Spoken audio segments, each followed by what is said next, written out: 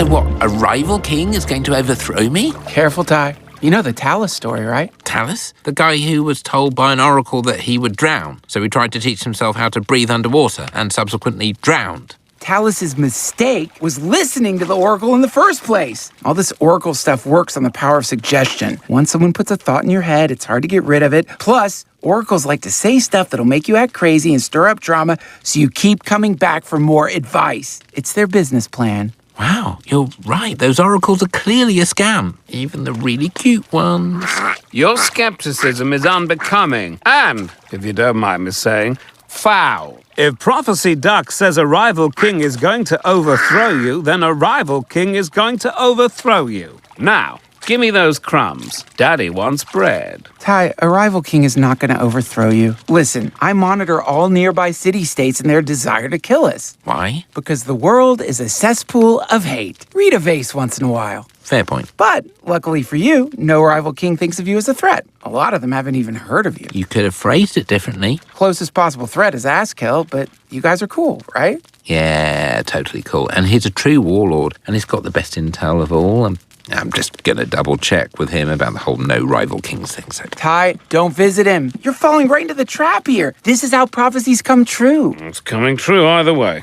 This is it. The huge monster cave deep in the dark forest. You ready? I suppose. Darling, I know you want us to go on a big, fun adventure, but have you considered a small, easy cave in the Forest of Mirth? Nope. It took a long time to get you to agree to do this. We're not changing the plan now. Agreements made drunk hardly seem fair to enforce. Then no agreement from you would be enforceable. Well, if you say so, then I suppose... No, I'm holding you to this. Equipment check. Helmet, torch, a can-do attitude. I have none of those things.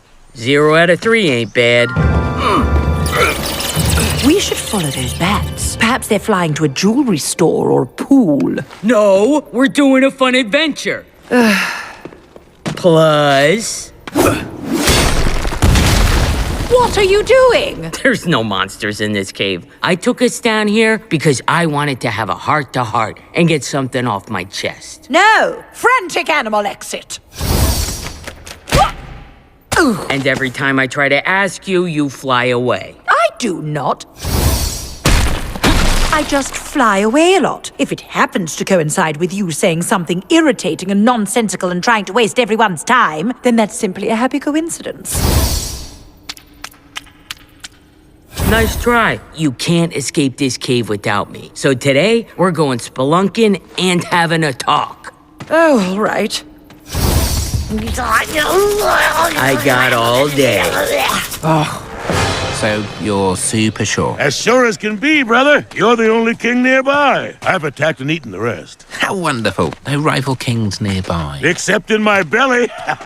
This is now a time of peace. I call it Pax Calassiana. That's extremely catchy, and I'm sure it will take off. Thank you.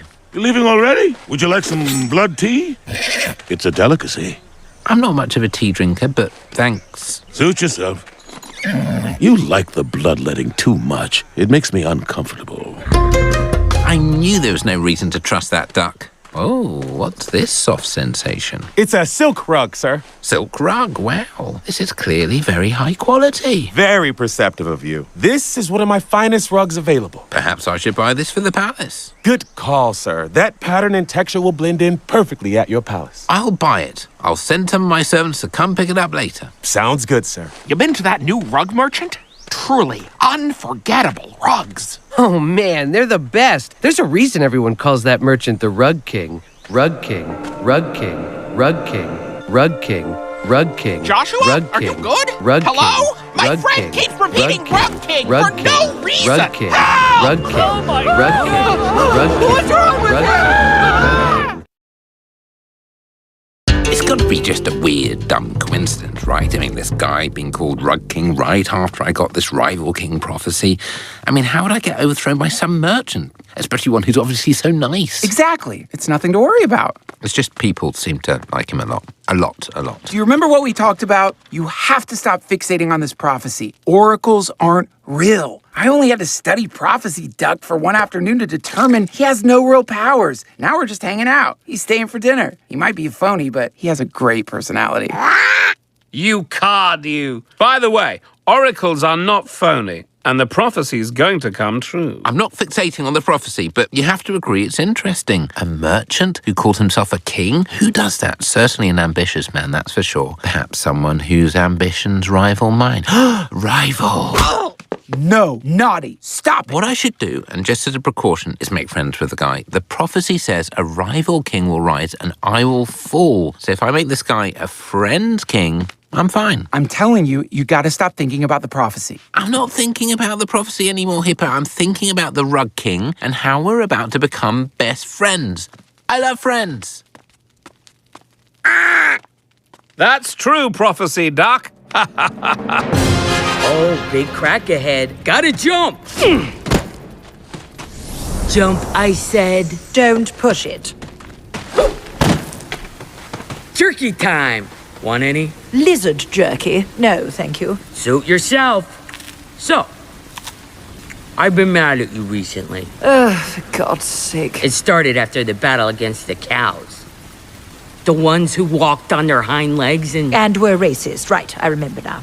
It was a tough fight against the cow army. But when the time came to fight their extremely hateful leader, Cowus Maximus, I noticed she, yes, female cows can be racist too, barely fought back. She was extremely weak, the whites of her eyes had gone green, and she was frothing at the snout.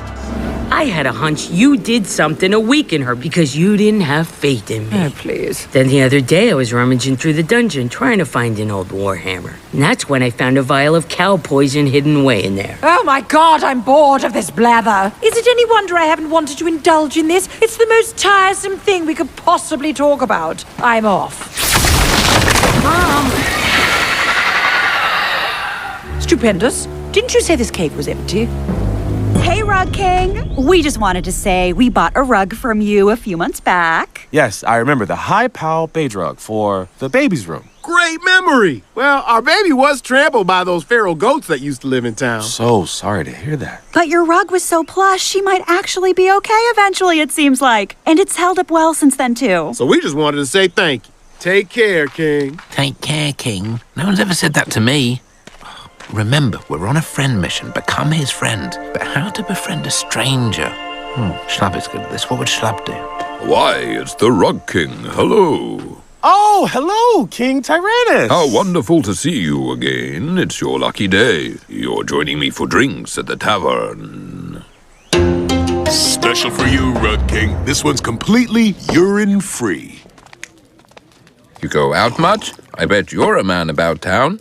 A jaunty fellow. Well, no, if I'm being honest, social stuff makes me nervous. You know, I love to talk rugs, but, well, this is my first time hanging out away from the shop in a long time. No way, you're so beloved. That's sweet, but no, I'm a shy guy. I get overwhelmed by all the people here sometimes. Sometimes I think about quitting the biz and moving far away to become a farmer. No, you shouldn't. Thanks, King Ty. It feels good to be open about my anxieties. Well, I better get back to the shop. I've got rugs to sell. See you later, bud. This changes everything. Sorry, I accidentally gave you the wrong mug. That mug was 100% urine. Why? I don't have time to explain.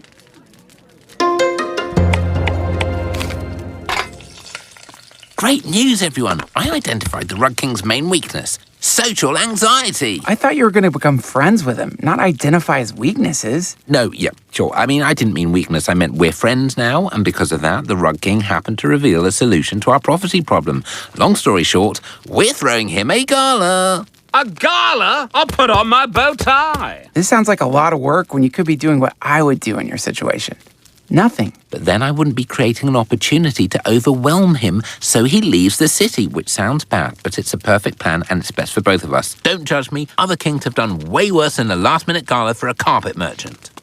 You know, I might be a skeptic about the whole Oracle thing, but at this point, I'm just going to let him keep following this path. I'm glad you've come around. You're right, Prophecy Duck. Let's all wear bow ties to the gala. If we move quietly and work together, we can avoid whatever creatures made those shrieks. Gods shouldn't have to tiptoe. Mom, where are you? Up here. But if you're behind me, whose foot did I just step on?